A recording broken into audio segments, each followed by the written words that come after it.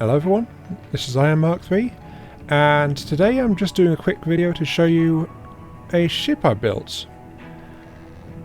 This is the Cantankerous. It is a mid-sized ship from, well, judging from the stuff on the workshop, but it's fairly heavily armed and it's outfitted to be a mothership vessel of sorts. So yeah, I'm just going to go ahead and show you this thing, show you what it can do. And this thing will be up on the Steam Workshop, so if you're interested you can take a look at it and see how it does, or modify it, because there's plenty of empty space in there, so you can just fit some shields, fit some missiles, fit whatever you want to it really. Just suit it to your needs. Okay, the first feature of the Cantankerous really is it's got a very deep hull, as you can probably see from the profile here. But a large portion of the ship is actually underwater, which means that it's actually got plenty of internal space. It was a bit of a trip getting it to balance, but I did it in the end. I got the shape I wanted, even if it's sitting lower than I would have liked. So there is that. Also underwater while I'm there, it's got some rather nasty torpedo missile hybrid things. I'm not sure the full name for them, but they work underwater as torpedoes and above the surface as missiles. So they can hit pretty much anything as long as they've got fuel to do it. These front ones are monsters, 15 long, packing a lot of firepower, so they're long range things. While there's another rack at the back of the ship, which is actually fitted more for local stuff, inside about 1 kilometre. Same kind of missile, but much smaller, much shorter range. But you've got a large rack of them there as well, so they can just smack anything that gets too close, really.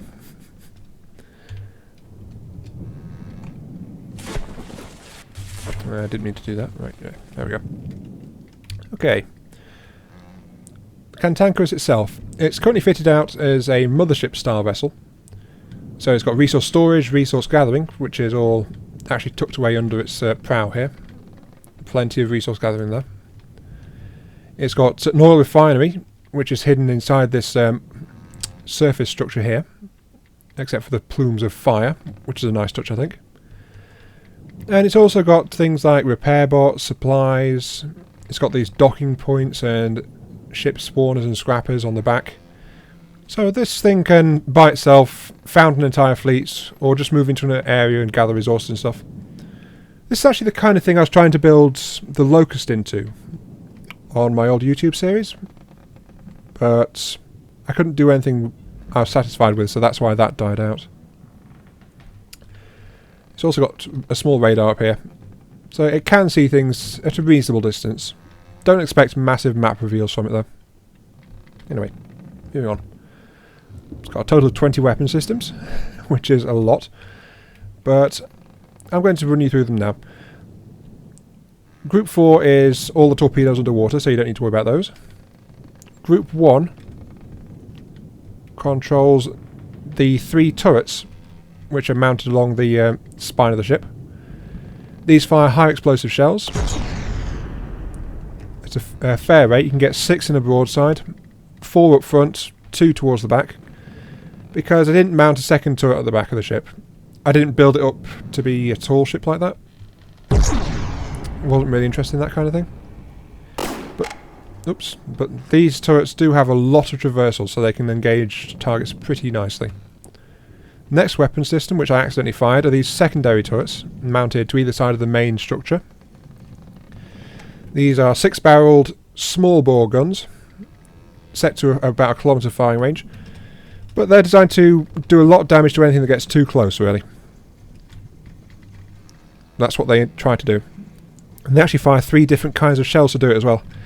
They've got flare shells to improve their own accuracy. They've got armor-piercing shells to punch through shields and metal. And they've got explosive shells to deal damage to stuff surrounding where they land. So, yeah, as you can see, they can fire pretty quickly. They also double as an anti-aircraft defense because they can really traverse up that high. They've got high traverse parts on their turrets. which is part of the distinct feature of them, really. They act as a backup to these these hull guns, really, which you can't directly control except using the all function. These are just small bore guns, explosive, designed to shred rings and balloons, really, and drop it into the firing range of the other cannons, stuff like that. Now, the main offensive feature of this thing is Group 3, which controls these side-mounted cannons. Very high bore, as high as it can go, but they also fire pretty quickly as well. The range, not so good, but they pack high explosive shells and high penetration shells, which are actually tandem heat shells, so they can get past some decent armor as well. It's really nice. They also fire really quickly as well, so there might only be 2 of them on each side, but they can lay down a lot of shells pretty quickly. And they may be knocking the ship around, but the first time I tried these, they were knocking the ship over. So yeah, that's all the firepower that Cantankerous has to offer. It's also fully plumbed. It's got doors and stuff inside, it's got a teleport pad. It's got full AI, so it can operate by itself. But really the ship is more... I'm intending more as a customizable option, because a lot of the hull is actually empty. So there's plenty of space in there for you to put whatever you like in it. Just tune it to your taste, replace the guns. Yes, it depends what you need with it, really.